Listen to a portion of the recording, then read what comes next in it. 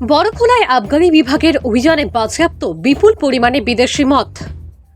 বড়খোলা বিধানসভা এলাকার ডুলু, বালাছড়া, শুভং, ময়নাগড়, কাশীপুর, রানীঘাট, চন্দ্রনাথপুর এবং জারাইলতলা এলাকায় মঙ্গলবার রাতে আবগারি বিভাগ অভিযান চালিয়ে বিপুল পরিমাণ বিলেতি মদ বাজেয়াপ্ত করতে সক্ষম হয়।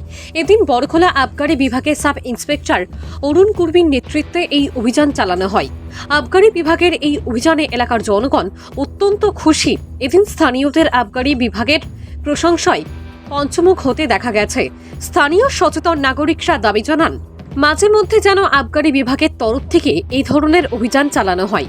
আবগারি বিভাগ এভাবে প্রত্যেক এলাকায় অভিযান চালালে এলাকায় অসামাজিক কার্যকলাপ কম হবে বলে ধারণা করেন তারা।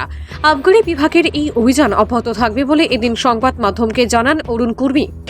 লাইটার মানে ব্যাপারে তো আমরা শুনছেন কিরকম আপনার দরলা এই রানীঘাট এরিয়াতে আমার একটা গোপন সূত্রের খবর ছিল। অনেক মানে কয়েকদিন মানে আগে খবর ছিল যে এখানে একটা অবৈধভাবে একটা মানে মদের একটা আড্ডা শুরু হয়েছে।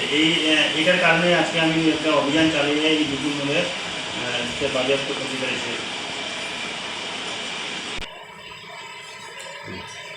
সুশীল সমাজের একটা এখানে বহুদিন যাবত একটা অভিযোগ ছিল।